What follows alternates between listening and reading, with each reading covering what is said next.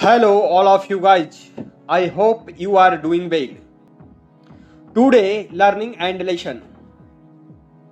The 13 principles of the psychology of money to thrive in business. Let's start now. पैसे के साथ हमारे संबंधों में शामिल मनोविज्ञान की समझ को बढ़ाना होगा। अच्छे धन प्रबंधन का सूत्रों या जटिल निवेशों के सही उपयोग से बहुत कम लेना देना है और यह इस बात पर निर्भर करता है कि लोग इससे कैसे संबंधित हैं और निर्णय लेते समय भावनाओं को कैसे प्रतिबंधित करते हैं। Find humility in success and compassion in mistakes.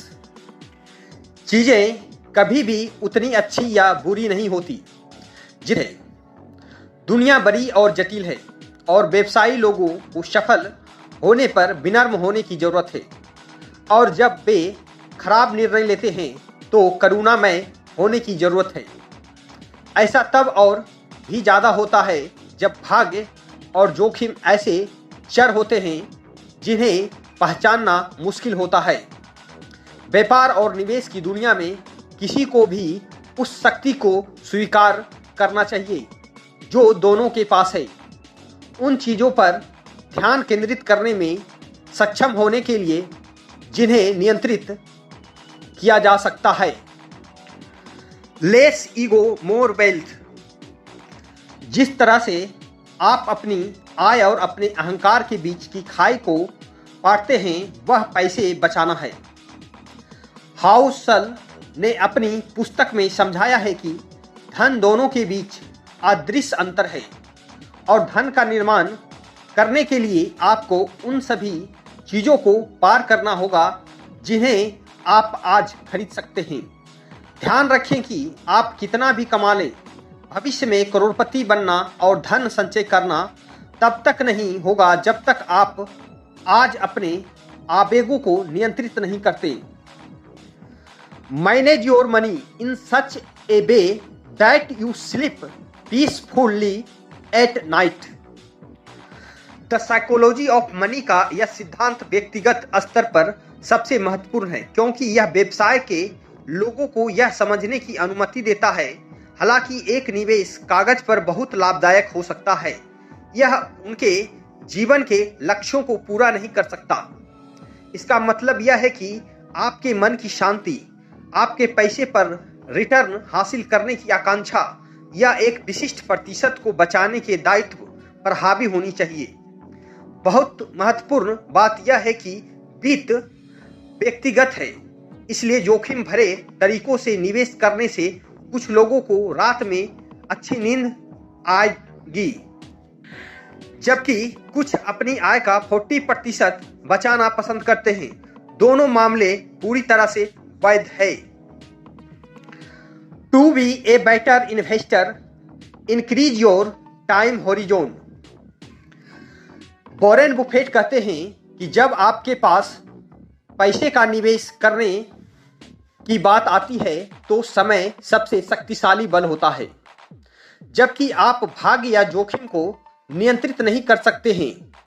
जब समय समीकरण में आता है तो गलतियों फीकी पड़ जाती है और छोटी चीजें बढ़ जाती है। लंबी अवधि में आपका निवेश चक्रवृद्धि ब्याज की बदौलत अविश्वसनीय रूप से बढ़ेगा। लंबी अवधि में विशिष्ट त्रुटियों को बाजार की प्राकृतिक शक्ति द्वारा ऑफसेट किया जाता है। जितना कम आप अपने निवेश में बाधा डालते हैं उतनी ही अधिक संभावना आपके पास अविश्वसनीय आंकड़े जमा करने की होती है। You can be wrong half the time and still build a Fortune. निवेशकों को यह स्वीकार करना चाहिए कि बहुत सी चीजें वैसी नहीं होगी जैसी वे उम्मीद करते हैं। रास्ते में कई गलतियां होगी, तो जब आप आधे समय गलत होते हैं तो भाग का निर्णय कैसे संभव है। ऐसा इसलिए है क्योंकि चीज़ों का एक छोटा प्रतिशत अधिकांश परिणामों की व्याख्या करता है। इसे प्रेटो सिद्धांत के रूप में जाना जाता है। धन प्रबंधन में इसे लागू किया जाता है ताकि आपके द्वारा किए गए निवेश निर्णयों का 20% आपके परिणामों का 80% उत्पादन करे। Use your money to control your time. बिना किसी संदेह के खुश रहने की चाबियों में से एक अपने समय पर अधिक नियंत्रण रखना है। मूल रूप से यह वह करने की क्षमता है जो आप चाहते हैं, जब आप चाहते हैं, जिसके साथ आप चाहते हैं और जब तक आप चाहते हैं। यह सबसे अच्छा रिटर्न है जो निवेशकों को उनके पैसे से मिल सकता है। Be more frugal and less fleshy. जब वित्तीय विकास और स्वतंत्रता प्राप्त करने की बात आती है तो यह पैसे के मनोवैज्ञानिक के सबसे महत्वपूर्ण सिद्धांतों में से एक है।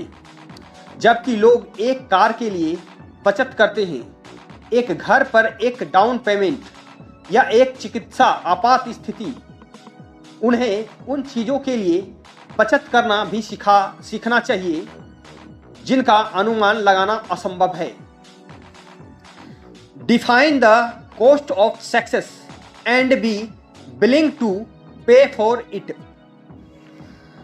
व्यापार में और सामान्य रूप से जीवन कुछ भी सार्थक, तेज, निष्पक्ष या आसान नहीं है और कई मामलों में संबंध लागत बहुत अधिक है। यह अनिश्चितता, संदेह और खेद के मामले में जो वित्तीय दुनिया में सामान्य लागतें हैं, वे अक्सर एक सफल व्यवसाय की कहानी का हिस्सा होते हैं और लोगों को सपनों की जीवन शैली को प्राप्त करने के लिए उन्हें शुल्क के रूप में देखना चाहिए। The importance of the margin of error. भविष्य में क्या हो सकता है और आपको क्या होने की आवश्यकता है के बीच का अंतर जितना बड़ा होगा उतना ही अच्छा होगा। इससे मार्जिन ऑफ एरर के रूप में जाना जाता है और यह पैसे के खेल में बने रहने और अपना जादू चलाने के लिए समय देने का एक बुनियादी सिद्धांत है। यदि किसी वित्तीय भविष्य में त्रुटि का बहुत कम अंतर है, कोई भी झटका या अप्रत्याशित घटना लोगों को खेल से बाहर कर सकती है, उन्हें जल्दबाजी में निर्णय लेने और अपने लक्ष्यों से भटकाने के लिए प्रेरित कर सकती है। इसलिए एक नियम के रूप में इस अंतर को भविष्य से कम करने के लिए इस अंतर को चौड़ा करने के तरीकों को तलाश करना सबसे महत्वपूर्ण है।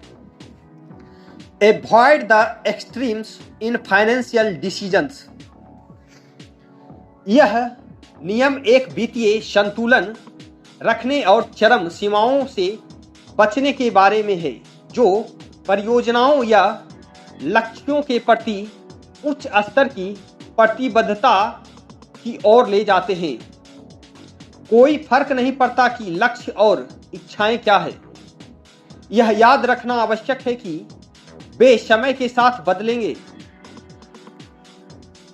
कि वर्तमान में कुछ तय करते समय इसे ध्यान में रखें और अन्य परियोजनाओं के लिए स्थान, समय और संसाधन रखें। रिस्क पे of over time.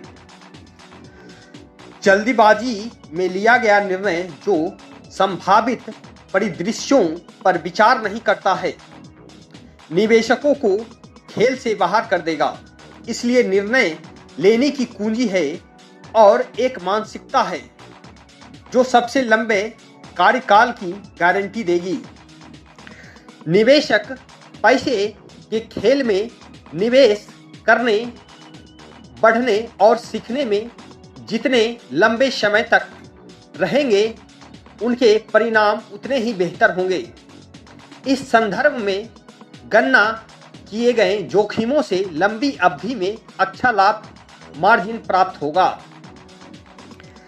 Define the money game you are playing. वित्त एक व्यक्तिगत मामला है। यह सुनिश्चित करने के लिए आमंत्रित करता है कि उनके कार्य उन लोगों से प्रभावित नहीं है जो एक अलग खेल में है। यही कारण है कि बुद्धिमान, सूचित और वित्त की दुनिया का अध्ययन करने वाले अधिकांश लोग शायद ही कभी किसी बात पर सहमत होते हैं, क्योंकि प्रत्येक व्यक्ति के अपने लक्ष्य, इच्छाएं और निवेश क्षैतिज होते हैं। Thank you for watching. Let's like, subscribe and share.